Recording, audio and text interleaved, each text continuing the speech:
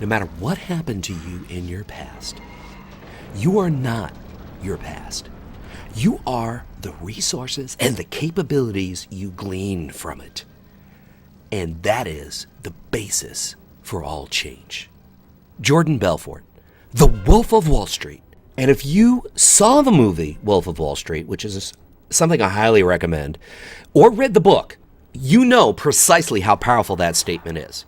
I entered Wall Street just as Jordan Belfort was making his ungraceful exit in handcuffs. And his influence permeated throughout Wall Street. Every script, every single sales method was adapted by him, from Merrill Lynch to the bucket houses to the over-the-counter firms. Everybody was using his approach. Why? Because it worked. And it was transitory to all sales. The only difference is he kind of was a crook. But his methods and his approach in sales worked. And that's where I was taught how to use my voice to its greatest capacity, working on Wall Street. And when I first started working on Wall Street, I entered a apprenticeship program where I was at first a dialer, where I just kind of connected people. Then I became a cold caller while I studied for the Series 7. And I wasn't really supposed to be pitching stock, but I was. Don't tell anybody. And I would pitch stocks, and I would get the shit kicked out of me every single fucking day. People would hang up on me. They would curse at me, call me names. They'd even invent some new names that were really creative, and I respect them for that. And I just got treated like a dirtbag 24/7. But yet, I had to maintain confidence, I had to maintain focus, and I had to maintain enthusiasm. And one of the things that helped us do this was the Mitch Show. The Mitch Show, Mitch was my mentor. Well, mentor doesn't do its service. He was my guru.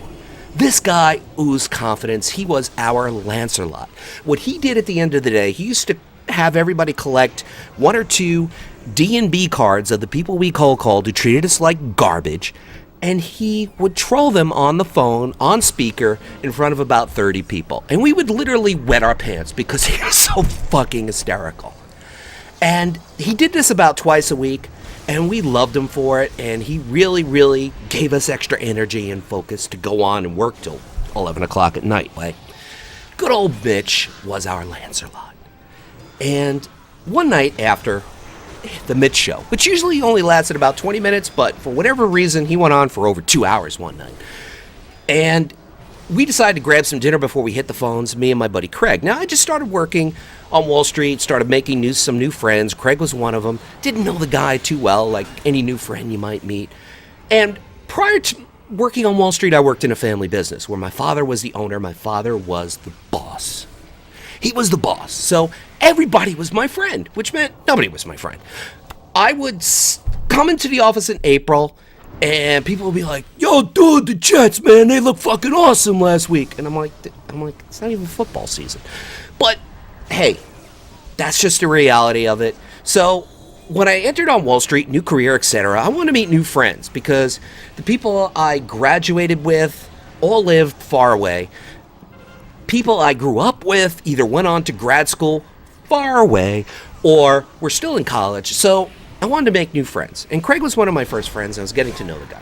So after the Mitch Show one night, I decided to pick up a magazine. We stopped at a magazine stand, and I wanted to pick up some magazines on Wall Street. Just something on Wall Street. Didn't matter what. I just wanted to learn about it because anything I'm passionate about, I want to learn about. Whether it's writing, investing, Wall Street, poker, women. Yeah, I could definitely use some education on it. And YouTube. I mean, things that I'm passionate about, I want to learn more about.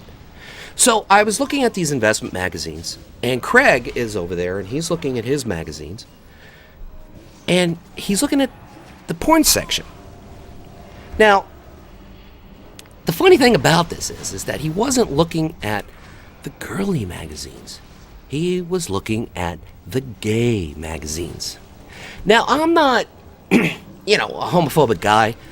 Live and let live is pretty much my policy, but I kind of want to know what I'm dealing with. And here I am going out to dinner with this guy, and I'm wondering, is he gay?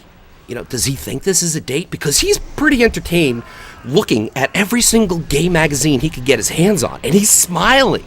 And he's almost like smiling to the point he's drooling. I'm like, kind of scared here. I'm like, what am I dealing with? You know, because I don't know the guy that well. So I'm like really worried. I'm like, you know, does he think this is a date? You know, I didn't know what was going on. So afterwards, after we get out, I had to ask him. We're walking over to the Italian place. And I was like, Craig, you know, I noticed you looking at the gay magazines and you were kind of collecting those little subscription cards. I was just like, you know, what's the deal with that?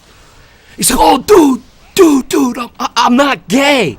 I don't like dudes. I'm like, no, I'm not saying that you are. I just kind of, you know, it's okay if you are. I just kind of wanted to know what was going on. He's like, no, dude. I just got so inspired by Mitch. That, and now I see where he's going with this. He was collecting all those subscription cards so he could mail them to the people that pissed him off during the day. Or at least that's what I thought.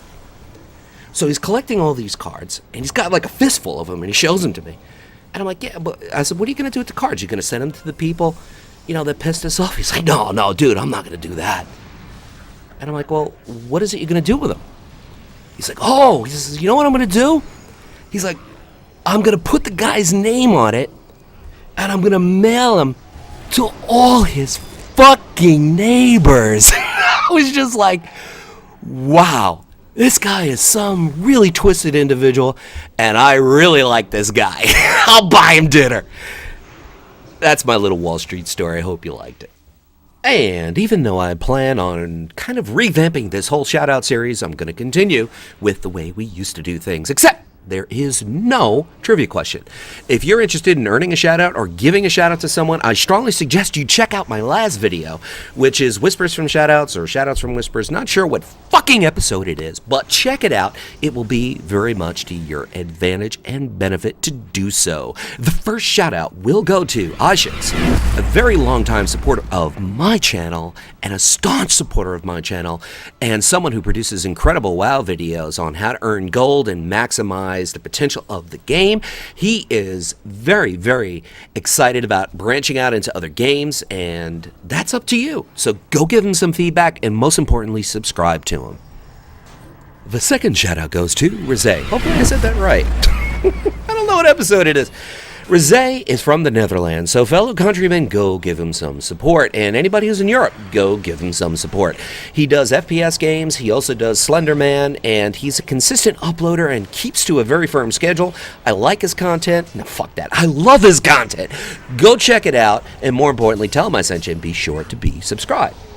And the third shout out goes to TheForeignNoob, who's quitting YouTube. No, just joking. That was his little April Fool's joke. He does Minecraft, Gary's Mod, and he does Ask the Noob, which is a really, really interesting and original series. And those kind of things score points with me. So, you know what? Do me a favor. Go subscribe to TheForeignNoob. He's been a supporter of mine for months. When I say 6 months, I'm probably not doing it justice. Quite a while. This shout out is long deserved to TheForeignNoob. Whatever it is by you, morning, afternoon, night, you can tell by looking out your window. Be sure to make the best of it. Luxley out.